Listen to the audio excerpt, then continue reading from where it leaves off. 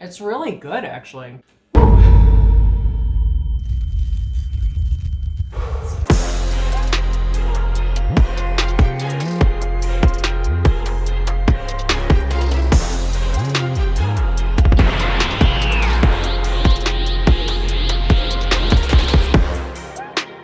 Hey, what's going on everyone? From Fish for Thought, my name is Chris Evans and you're watching Sent Noods. It's the show with hot questions and even hotter noodles. We're joined today by none other than Girl Talks Fish. From creating one of the most high quality informational aquarium channels on the platform, which has seen explosive growth just in the past year alone, to becoming an essential part of the aquarium co-op team, and even becoming the representing YouTuber for the state of Colorado. Irene, welcome to the show. Hi everyone, thanks for having me on the show, Chris.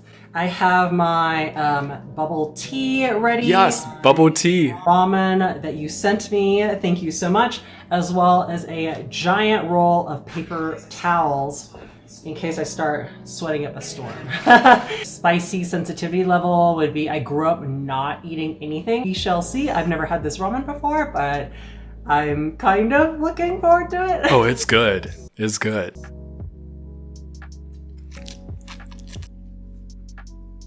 That's a pretty big bite there. Okay. So that was a test bite. Not too bad. Saliva is just like pouring into my mouth. Same experience here, yep. Luckily, I've got my bubble. You and me both. Luckily, I have the aquarium co-op mug. First off, how does it feel to be the YouTuber representing the entire state of Colorado? And what was the process and experience of that like? Could you explain a little bit what that means? So how the whole United States of YouTube thing happened was basically a marketing agency that was working for YouTube emailed me, and they were looking for YouTubers to represent each of the states on this map. And I got chosen for Colorado, so I just sent in a headshot portrait of myself, a little bio, and then sent in a kind of example video of my channel. And then basically I'm kind of available for any kind of PR, public relations opportunities in my state where they want somebody to look good for YouTube and represent them. So recently, actually, this week I got interviewed by a local newspaper, and they actually, it was over Zoom, and then they sent a photographer out to my house to take some pictures of me and my aquariums, and it was kind of fun. They just wanted to know, how I got started in YouTube, kind of the same questions that you're asking me today, Chris. Yeah, bet. But I am the more handsome interviewer, yes. I thought your first bite was big enough. Okay, we really going in. It's really good, actually. Yeah, it's delicious. Irene, what made you start keeping fish, and when did you start? So basically, one of my friends had a 10-gallon glowfish tank. She is not what I would call a fish keeper. She just has like this aquarium in her house, and it had these brightly colored glowfish. Every time we had a play date, my son, Gamer Boy, would stare at this aquarium. So when his birthday came around, she was like, hey, I was wondering if I could get him a betta fish. And she paired it up with this like half-gallon betta fish like kit where you pour in the water on one side and supposedly the dirty water comes out the other. Oh, hey, we know that tank. That's the infamous Gravity Flow 2, as featured on Fish Tank Review. And I was like, let me do a little research into this, and kind of ended up going down the rabbit hole and was like, this is so cool. You can keep betta fish with apparently other fish maybe, and you can get them a bigger tank than the small little ones that you find at the pet store. So I was really excited. That betta fish became my pet, and then basically I've been keeping fish ever since. And my family, occasionally will feed them, but pretty much all the maintenance is on me. I did add an egg in here. I wasn't sure whether I should or not, because I was like, if this ends up being too spicy, I don't really want to waste the egg. But when in doubt, you can never go wrong with the egg.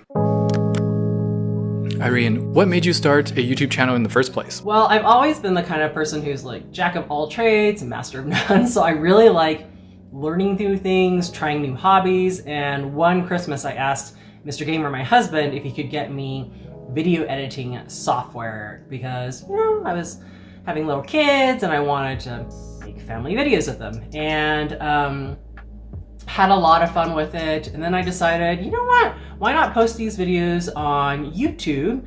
And because I was also researching fish around that time too, and I thought YouTube was a great place to learn. So in the beginning, I actually posted videos, and I took them all down, but I post videos about marriage and how parenting as well as aquarium fish. But because I was commenting mostly on other fish tubers channels, the people who came to see my channel were all fish related people as well. So it ended up being the aquarium videos did much better, and that's what I ended up focusing on. When I was doing a lot of research as a beginner, I was still making a lot of basic beginner mistakes anyway, and so I felt like there were some information gaps out there, and I wanted to share my mistakes with other people so that hopefully they wouldn't fall in the same trap as I did. So that's kind of why I began my channel and why I keep doing it as well. I want it to be a safe place for people to ask stupid questions, beginner questions that we've all asked at some point, without feeling shamed that, oh, you should know better, right? And it's like, no, we've all been there. I continue to make mistakes. Let's learn together. I know you told me to get ice cream to help cool the palate just in case, but I think the bubble tea is gonna work. It was really good. I'm gonna take another bite. I'm so glad you said that. Irene, who's your favorite fish/pet tuber, and who are your favorite YouTubers in other niches? This is gonna sound totally scripted, but really, my favorite fish tube channel is still Aquarium Co-op. I have always been a major fangirl, and I even watch all of the listen to all the podcasts or live streams. But mainly nowadays, I don't really watch a lot of aquarium fish content unless I'm searching for something specific. So again, like the jack of all trades things, I am constantly changing genres in terms of what I'm interested in watching YouTube. So I am currently watching Japan vloggers. I've got this cat rescue society I'm watching. Millennial Farmer is this farmer in Minnesota that is using all the latest technology, so that's kind of cool. What else? An animated history channel as well as video creators. That one's my favorite, How to Succeed in YouTube channel, where I continue learning from there. This ramen company is really good, actually. If they made not as spicy flavors, I would definitely. They do have not as spicy flavors, and those are also really good as well, just without the kill you spice. What is your absolute all-time personal favorite fish? I would say, again, my tastes constantly change. So probably currently, I really like my Hillstream and Coolie loaches. I don't know why. I like oddball fish, and they are still really interesting in their behaviors too, and plus great cleanup crew. But I don't really have an all-time favorite. I would say my current favorite fish, individual, would definitely be Unicron, the tank boss, just because, again, very shiny blue. There's only one of him, so I instantly recognize him whenever I pass the 20-gallon tank, and he comes up to greet me, obviously just hungry. But I don't know, I've always had a special place in my heart for Grammies. I think they're really cute. My straw is completely orange. I hope it's gonna wash off. This is a reusable boba straw. You know what, Irene? Don't even worry about it. It is a mark of your fervor and your accomplishment taking down this pack of noodles. I can't talk anymore. How and where did you meet Corey and become an important part of his team? You might be surprised to hear this, but I've actually only met Corey in person twice. It would be the, I think, 2019 Aquashellas in Dallas and Chicago. And I met him the same way everybody else did. I stood in line for his booth for a long, long time and got my selfie with him and really didn't say much because I was completely starstruck and just stumbling over my words. I'm sure awkward as ever. But one time during a live stream, he mentioned at the very end that he was looking for somebody to do his email newsletters. And at the time, so I've got an engineering degree, I ended up doing marketing for engineers. And I was like, ooh, I can do e-newsletters. And so I emailed him. And then I also said, oh, by the way, I could also write blog posts. And so, yeah, I ended up doing that. We kind of did some trial runs, and it actually at the time I wanted to do guest posts. I didn't want any money. I just wanted more, I guess, visibility to my own channel. But eventually, after the guest post, he liked me enough that I worked as a contractor for a while. And then he was like, yeah, what would it take to get you full-time onto the team? And I was like, okay. I would love benefits and, retirement benefits and that kind of thing, because I was also working as a contractor for my engineering marketing company at the time too. So it's been really nice. Thank you, Corey. Well, that is awesome. You get benefits too. Corey sounds like a lovely boss. He sponsors this channel as well. And, although I've never met him in person yet, I feel like the day I do line up, shake his hand and meet him, it's going to be nice. Definitely going to be a trippier moment in my life. Do you break up your ramen, to make it into smaller strands, Chris? Or do you like to just boil the whole thing and have the super, super long strands? Because I am the latter, but Mr. Gamer is the former. He always breaks his ramen up into tiny pieces. Oh, I've actually never heard of breaking it up into tiny pieces, like before cooking. That's kind of crazy. That's a whole gamer moment right there. That's poggers. I mean, sometimes I will cut it if it's actually too long and kind of annoying to eat, but most of the time I just, keep it long so I can slurp it right up. Woo. All right, Irene, we have a recurring segment on our show called Baby Picture Review, where I review a picture of you when you were a baby and give it a score out of 5. Obviously, I don't know what's going on in this picture since I was a baby, but... Oh, that's the cutest thing I've ever seen in my life. 5 out of 5. I am the firstborn in my family, and my parents waited a long time.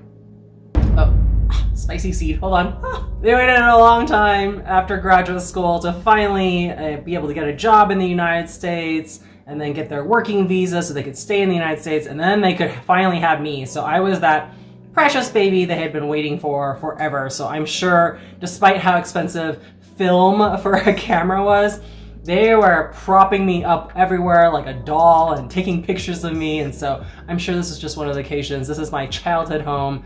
I think this is like the guest bathroom, and they just put me in the sink and they're like, cool, smile.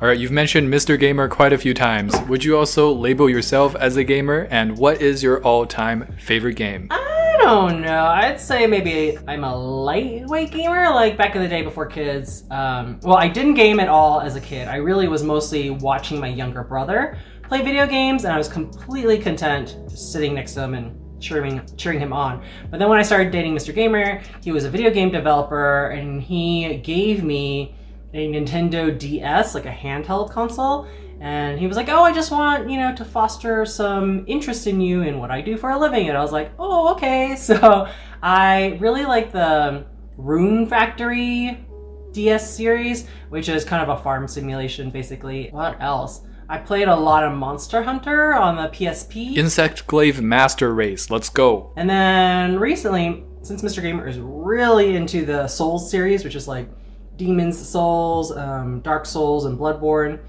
and he says it's really, really hard, and I'm kind of like, he basically started teaching Gamer Boy how to play it, and I was like, I bet I could play that game more of as a challenge. I don't have time to do it, but I did, so I started playing a little bit of Demon's Souls, and so far, it's really fun. Just be prepared to die a lot. Feels like my mouth is playing Demon's Souls. I would say over the years, Mr. Gamer has turned more from video games to tabletop board games, like the more complicated strategy ones. And so he mostly goes out and has guys' nights and plays with his friends. But he did get me into this like campaign, multi-month campaign RPG style tabletop game called Tainted Grail. So think King Arthur and Camelot and, the Holy Grail, basically.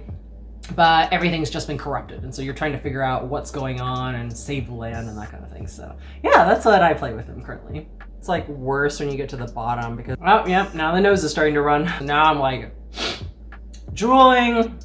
I'm dripping in my nose. Thanks, Chris. I hope you get what you want from this interview. Yeah, no, all I want to do is get through this with you, Irene. We're gonna get there. I see the light. We're gonna get there. I see the light at the end of the tunnel. I know that you love your bubble tea, as proven as you're drinking bubble tea right now. For those watching who aren't aware of what it is, could you give them a quick description? Completely forgot. Some people might not know what bubble tea is. So normally you would probably buy it at a bubble tea shop of some sort. It's also called like milk tea, boba tea. Basically, milk tea is like, think of it like a tea latte. So just any kind of tea you like.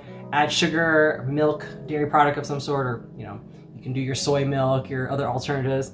And then it's called bubble because it's got these little tapioca pearls on the bottom, and it's just kind of. Have you ever had tapioca pudding? It's like that, but bigger. And yeah, they're just kind of chewy and flavorless mostly, but I like it because it gives a little texture to my drink, which most people would be like, you're insane. Why would you want texture in a beverage? But it tastes really good. And sometimes, so I normally do the black milk tea plus boba. Sometimes if I'm feeling extravagant on the calories, I'll get egg pudding in it as well, but that's my favorite type. I am very, very basic. You know, my family likes the strawberry flavored slushies with the boba in it, but I'm a traditionalist, I would say. One time I introduced this to one of my coworkers in Texas, and he picked the straw and he was like, what is this, cat eyeballs? I was like, kinda. And then he proceeded to like look at it, and of course it went straight down the straw onto his cubicle desk. And I was like, you're an engineer, you should be smarter than that.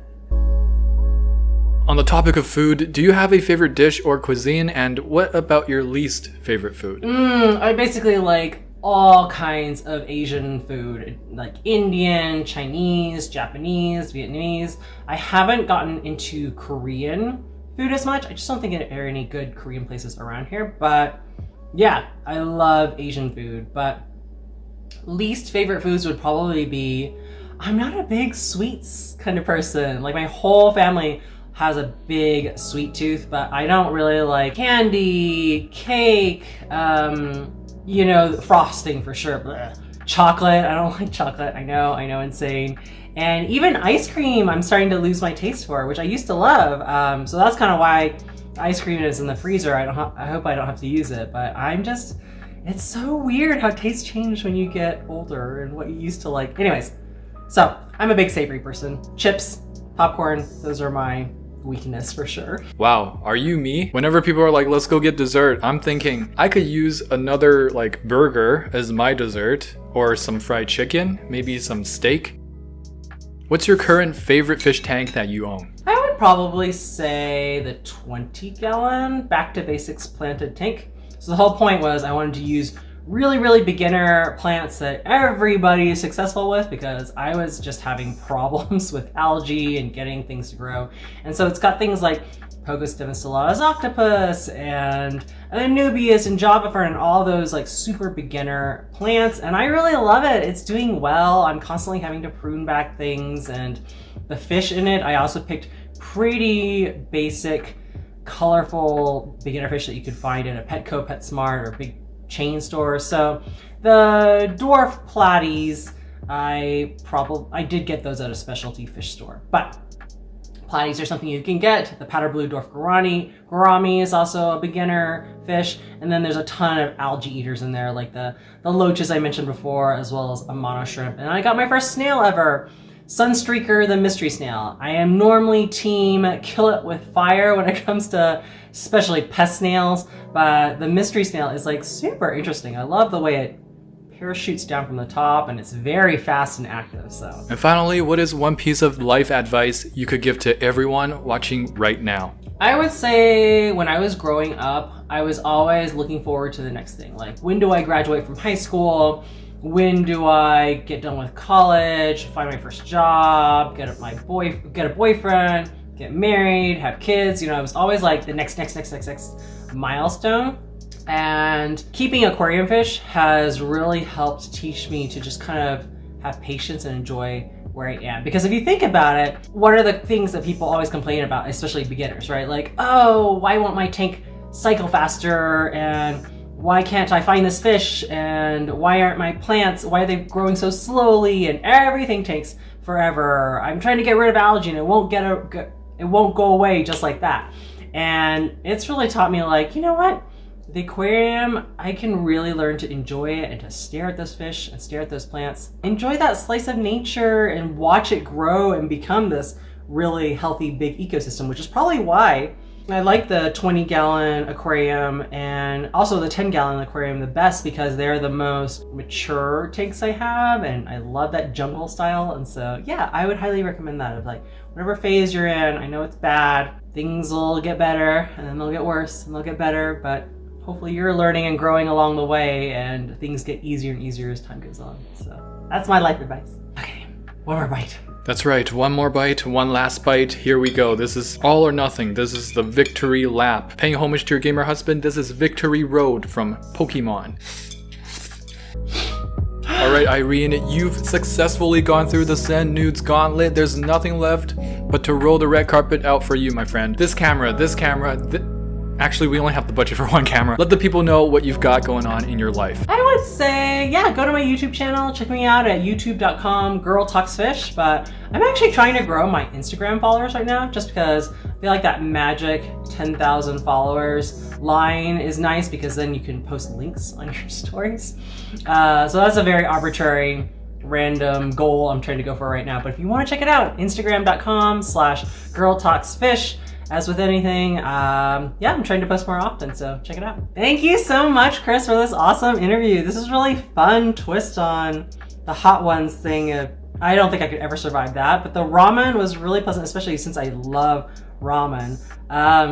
You've been doing an awesome job on your channel and Discord and memberships and merch and all that stuff. Like, you're clearly hustling a lot right now. And so I think my last words for you in this interview is take a break. I hope you have a wonderful, wonderful like holiday season with your family, with your friends, and you get to relax a little bit, because you're doing an amazing job and you deserve that rest. So thanks again for making me part of this series. This is amazing. I hope it does really well, and I hope your viewers enjoy it. So, ow. Oh, probably not even feeling that though, right? Because your mouth is on fire. Yeah. And I wish you all the best of luck on your future business endeavors. So talk to you later. Bye. Well, there you have it, folks. Thank you guys for tuning in all the way till the end for this amazing interview with Irene from Girl Talks Fish. If you enjoyed this video, please show your love by smashing that like button and subscribing. There'll be more of this series to come, and don't forget to get your hands wet. I've finna gone 3 days without flirt. I'm an addict, like fanatic. I'm a baddest, no tabs, only dirt. My Corey gang so loyal, black Tetra ghost skirt. We came to play, came to silence, gang violence. No cap, that could be fat. She wanna clap, 81 Fahrenheit. My boys get that whap, put it on my tab. 3-to-1 ratio, breeders on the map.